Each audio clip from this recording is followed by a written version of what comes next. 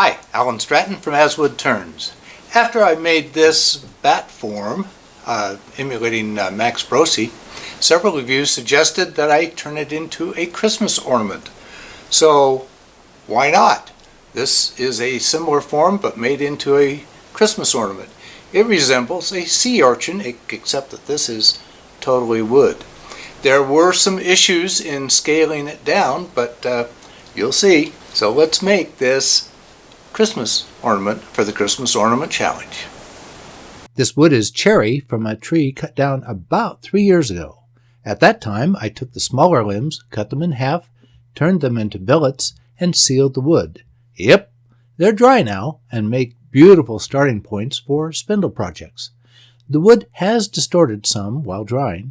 Rather than find the center, one of my chucks will fit for a starting point.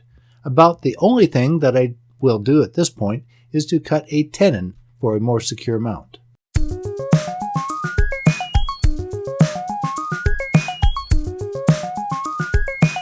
Now that the wood is secure, I can round it into a cylinder and trim back one end. And now to start the octagon. First, measure the diameter.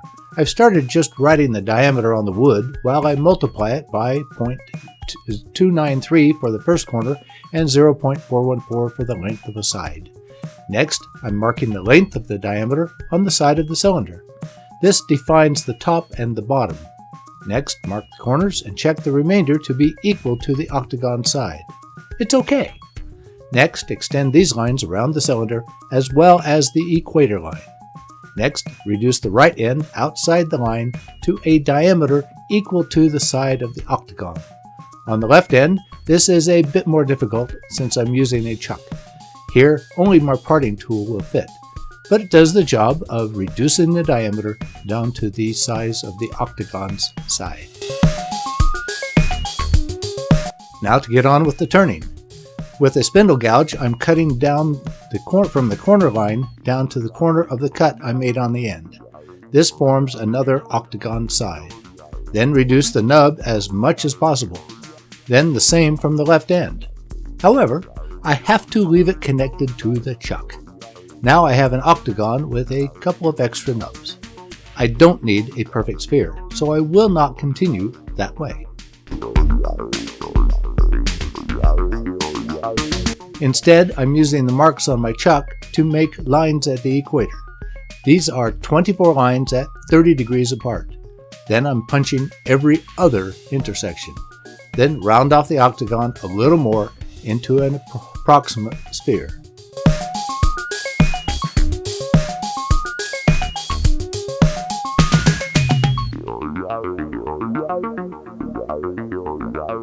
Next, to core out this piece of wood. My smallest chuck will expand into a 1-inch hole, so I'm drilling for that. I did not make a ledge inside for a stop for the chuck jaws. I think this was a mistake. I should have drilled the through hole at 7/8 inch to allow the chuck jaws to seat better. This time, however, by drilling the through hole, it separated the sphere from the tenon on the other side. I'm swapping out the chuck for a drive center and a live center. This begins a very repetitive series, 6 to be exact. I'm extending the center marks so I can see them better with the lathe running. At the suggestion from some of you, I'm drilling the mark at the center of what will be the cove that I will cut next. This will position the center properly for the final 3 coves where the marks will have been cut away. I just wish I would remember to drill the hole before I start the cove. With each cove, I'm being careful to cut out the flat between the coves, but not overcut and lose height.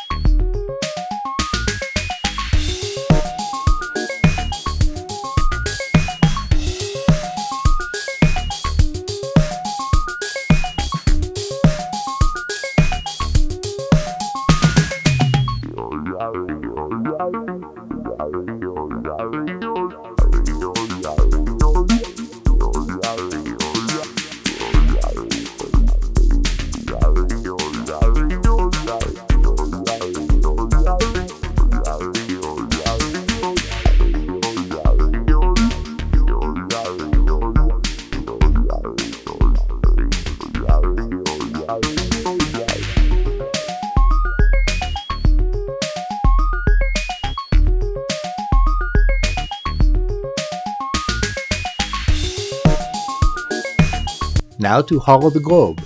Here's where I realized my mistake in not providing a stop for the expansion jaws. It is difficult to center the globe. In the end, it is slightly off axis. I'm hollowing primarily with a round nose scraper. I tried using a different tool, but it was not sharp and is difficult to sharpen the small cutter.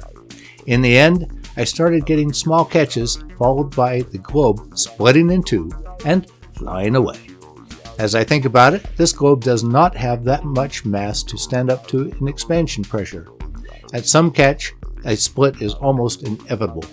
I'll have to smooth out my hollowing. But life must go on. The break is clean. It looks like I can salvage it by gluing it back together again. I'll make up for the insufficient hollowing with carving. I probably should have carved before gluing, but I wanted to be sure it would glue before I went any further. This carver is a Ram Products Icon carver. There are several similar tools on the market. First, I'm carving out the holes in the side. The hole I drilled for a marker helps. Then carve out more of the center to refine the hollowing. Then hand sand from 80 grit up through 400 grit.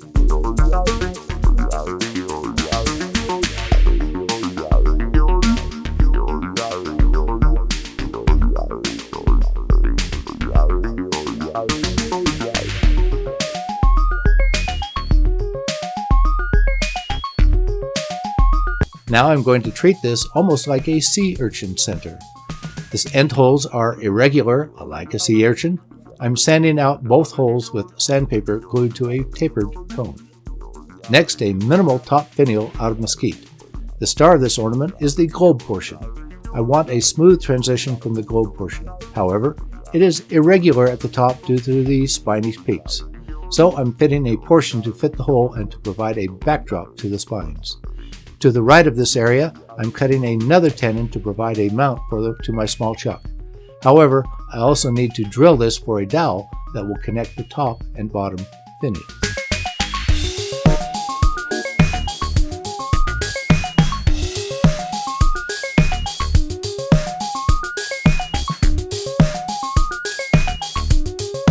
With this side completed, I can flip it around into the small jaws to finish the top side. A little shaping with the spindle gouge and drilling a hole for a hanger, and I'm ready to sand and apply shellac friction polish.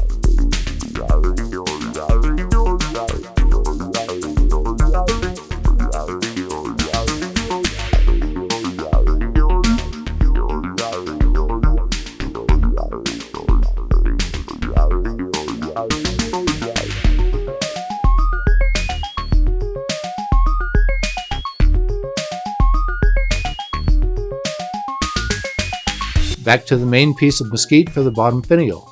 This is a similar process as the top finial. Fit a tenon to the globe, provide a mounting tenon, drill the mounting tenon for the connecting dowel.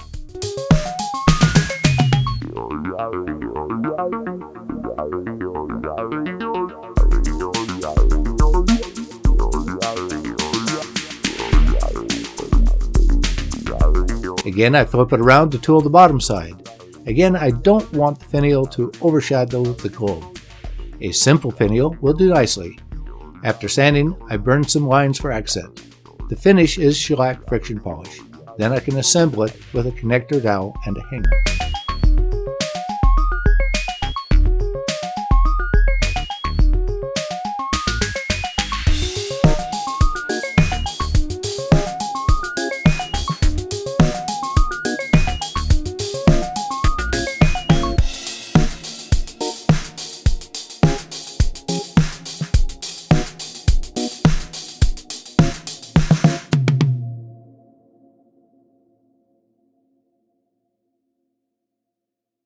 After I showed off the larger version, several people mentioned the possibility of using it for a Christmas ornament. With the Christmas Ornament Challenge going on, this was a perfect opportunity to stretch into this new area. Scaling it smaller did prove to be a challenge. I thank again Max Brossi for the original concept. But now it is time to branch out and to evolve it into new areas. What else could we do with this form? This wood did not speak to me. All of you did and will. Please give this video a thumbs up, subscribe on my website, tell your friends, and send me your comments and questions. Every week I make a new wood turning video. Please wear your full face shield anytime the lathe is running. Christmas is not the season to be injured. Until next week's video, this is Alan Stratton from As Wood Turns.